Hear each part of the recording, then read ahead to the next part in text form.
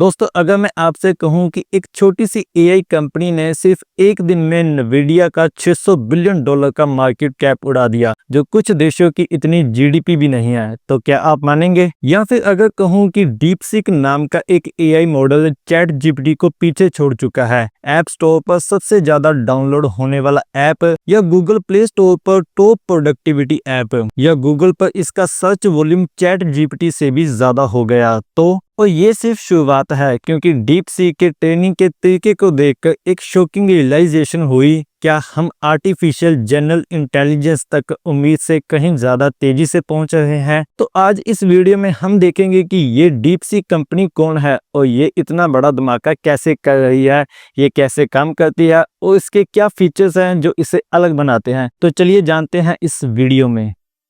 सबसे पहले डीपसीक इतना बड़ा टॉपिक बनने का रीजन ये है कि ये एक परफेक्ट मीडिया स्टोरी है, जिसमें एक छोटी कंपनी ने एक बड़ी टेक कंपनी को हरा दिया है। या फिर एक तरीके से देखा जाए तो ये open source AI versus closed source AI की कहानी है, जिसमें एआई की पावर सिर्फ बड़ी कंपनियों या सरकारों के पास नहीं, बल्कि आम लोगों के हाथ में भी आ रही है। अगर हम डीपसीक का थोड़ा बैकग्राउंड देखें तो ये एक चाइनीज हेज फंड का साइड प्रोजेक्ट है। ये लोग पहले क्वांटिटेटिव ट्रेडिंग करते थे और इनके पास पहले से ही बहुत सारे जीपीयूज थे जो क्वांटम ट्रेडिंग के लिए इस्तेमाल होते थे। तो इन्होंने सोचा कि इन्हीं जीपीयूज का यूज एआई मॉडल को ट्रेन करने के लिए भी किया जाए। हैरान करने वाली बात यह है कि डीपसीक में केवल 200 से भी कम एम्प्लॉइज हैं, जबकि ओपन एआई के पास 5000 से ज्यादा एम्प्लॉइज हैं। डीपसीक एक चाइनीज कंपनी होने की वजह से नवीडिया H100 जैसे बेस्ट जीपीयूज का यूज नहीं कर सकती थी, क्योंकि यूएस इंपोर्ट कंट्रोल्स की वजह से चाइनीज सरकार और कंपनियां इन्हें खरीदने से रोकती हैं। ये एक फैक्ट है जो आपको जानना चाहिए कि एआई मॉडल्स का इंटेलिजेंस लार्जली कंप्यूट पावर पर डिपेंड करता है। कंप्यूट पावर का मतलब होता है कि एक सिस्टम कितनी तेजी और एफिशिएंसी से कैलकुलेशंस और डाटा प्रोसेसिंग कर सकता है। जितना ज्यादा कंप्यूट होगा उतना ही ज्यादा एक्यूरेट और पावरफुल एआई मॉडल होगा। इसी वजह से यूएस गवर्नमेंट ओपन एआई और दूसरी बड़ी टेक कंपनियों के साथ मिलकर $500 बिलियन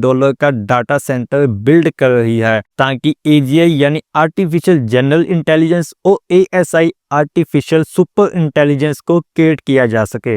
लेकिन डीपसीक के पास ये सब नहीं था, ना टॉप टियर जीपीयूज, ना मैसिव फंडिंग, ना हजारों इंजीनियर्स। इन्होंने सिर्फ $5-6 मिलियन के बजट का यूज किया अपने मॉडल्स को ट्रेन करने के लिए, जो कि कुछ टॉप यूएस सीईओज की सैलरी से भी कम है। तो फिर ये कैसे पॉसिबल हुआ कि एक छोटी सी कंपनी इतने लिमिटेड रिसोर्स के साथ एक state of the art AI model बना पाई, जो ओपन एआई के बेस्ट अवेलेबल मॉडल GPT-4 के बराबर या उससे भी बेटर परफॉर्मेंस कर रही है? तो इसका जवाब है एक नया स्मार्ट आर्किटेक्चर और डिजाइन। एक नए मॉडल डिजाइन की वजह से हम लिटरली एआई के थिंकिंग प्रोसेस को देख सकते हैं। फॉर एग्जांपल, अगर हम डीपसीक के फ्री चैट प्लेटफॉर्म पर हाई लिखकर भेजते हैं, तो इसका डीप थिंकिंग फीचर दिखाता है कि एआई अपने थिंकिंग प्रोसेस में क्या कर रहा है। ये एआई सोचता है यूजर ने हाई लिखा है, लेकिन उसमें एक्स्ट्रा लेटर्स हैं, तो ये कैजुअल ग्रीटिंग लग रही है, मुझे भी कैजुअली रिप्लाई करना चाहिए ताकि कन्वर्सेशन लाइट रहे। मैं हाय देयर लिख सकता हूँ, एक इमोजी ऐड कर सकता हूँ और फिर यूजर से पूछ सकता हूँ कि वो कैसा है, और फिर ये एआई आउटपुट करता है, hi there, how can I assist you today.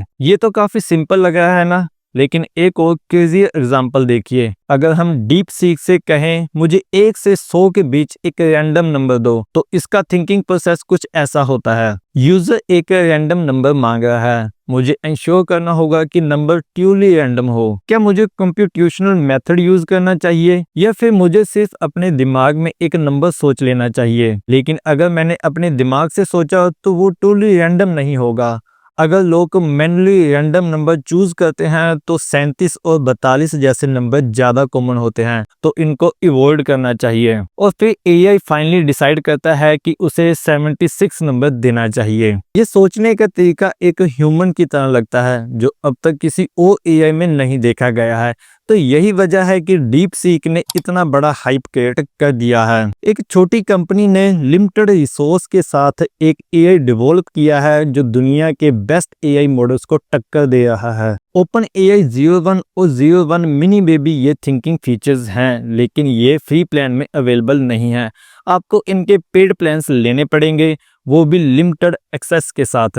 मतलब ज्यादातर लोग जो फ्री चैट जीपीटी यूज कर रहे हैं उनको पता ही नहीं है कि ओपन एआई 01 एग्जिस्ट करता है, लेकिन डीप सीक ये सब फ्री में दे रहा है। मतलब एक छोटी सी कंपनी लिमिटेड रिसोर्स के साथ एक ऐसा एआई डिजाइन बनाती है जो एक टेक जेंट को बीट कर रहा है, प्लस उसमें एक थिंकिंग फीचर भी है जो एक इंसान की तरह लगता है। और ये कहानी यहीं खत्म नहीं होती। डीप सीक ने इस एआई मॉडल को ओपन सोर्स कर दिया है, मतलब कोई भी डीप सीक का मॉडल डाउनलोड करके अपने सर्वर पे रन कर सकता है या फिर ऑफलाइन अपने डिवाइस में चला सकता है। ये तो एकदम नेक्स्ट लेवल बात है। मतलब एक एआई मॉडल सबके लिए फ्री और ओपन सोर्स है, ताकि एआई सिर्फ बड़ी कंपनीज या गवर्नमेंट तक सीमित ना रहे, बल्कि हर किसी के पास पावर हो। अगर आपको नहीं पता तो बता दूं कि ओपन एआई बिल्कुल भी ओपन नहीं है। उनका चैट जीपीटी सबसे पावरफुल एआई क्लोज्ड सोर्स है। मतलब हमें बिल्कुल भी आइडिया नहीं है कि वो एआई कैसे डिजाइन किया गया है, और जब हम चैट जीपीटी यूज करते हैं तो हमारा डाटा उनके सर्वर्स पर चला जाता है। आप खुद से इसे अपने लोकल कंप्यूटर पे रन भी नहीं कर सकते।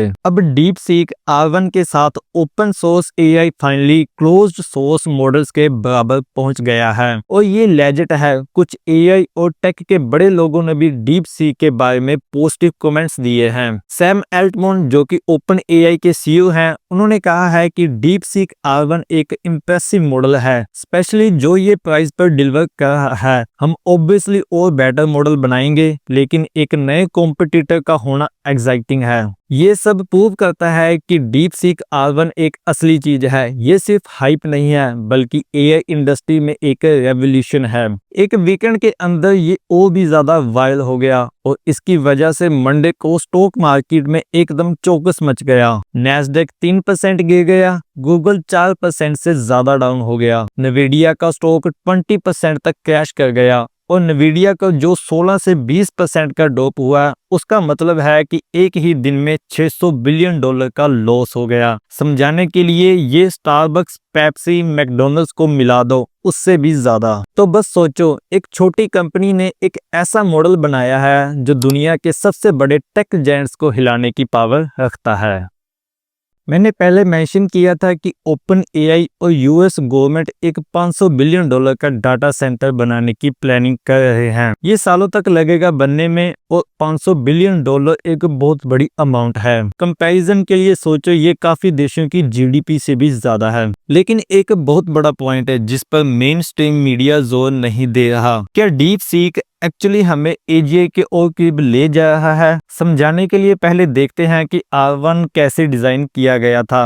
ये एक हाई लेवल ओवरव्यू है। ऑब्वियसली बहुत सारी टेक्निकल डिटेल्स स्किप कर रहा हूँ, लेकिन बेसिक आइडिया ये है। डीप सीक V3 जो पहले बनाया गया था, उसे बेस मॉडल की तरह यूज किया। फिर डीप सीक R10 ट्रेन किया रीइंफोर्समेंट लर्निंग से। रीइंफोर्समेंट लर्निंग का मतलब एआई खुद सीखने लगता है बिना किसी ह्यूमन गाइडेंस के। एआई खुद सोचता है, वेरीफाई करता है और नए तरीके ढूंढता है अपनी प्रॉब्लम सॉल्व करने के लिए। जैसे अगर एआई को एक मैथ प्रॉब्लम दी जाए तो सिर्फ आंसर देना काफी नहीं है, उसको स्टेप बाय स्टेप सोचना पड़ता है, वेरीफाई करना पड़ता है कि आंसर सही है या नहीं। इस प्रोसेस में एआई अपनी गलतियों को खुद सुधारना सीख जाता है। उसके बाद डीप सीक R10 का यूज किया गया हाई क्वालिटी आंसर जनरेट करने के लिए। उन्हीं हाई क्वालिटी आंसर से डीप सीक R1 को ट्रेन किया गया। फिर डीप सीक R1 ने रीइंफोर्समेंट लर्निंग से खुद और ज्यादा सीखा, मतलब एआई ने एआई को ट्रेन किया।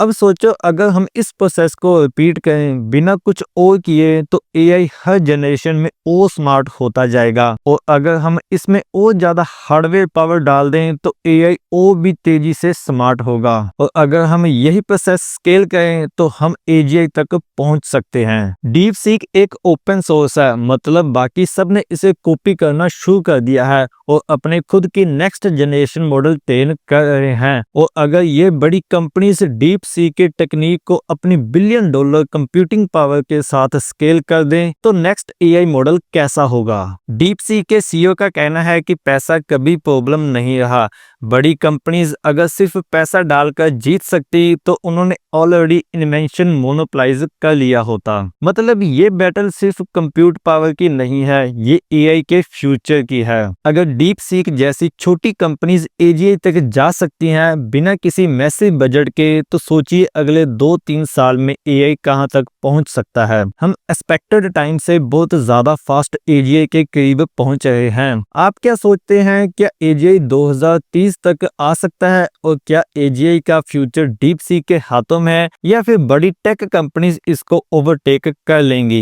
कमेंट करके अपने ओपिनियन जरूर शेयर करें, और एआई की डेवलपमेंट कैसे हुई थी उसके बारे में जानने के लिए आप हमारी ये वाली वीडियो पर क्लिक करके देख सकते हैं। अगर आपको ये वीडियो इंफॉर्मेटिव लगी हो तो लाइक करें, अपने दोस्तों के साथ शेयर करें और चैनल को सब्सक्राइब करना ना भूलें।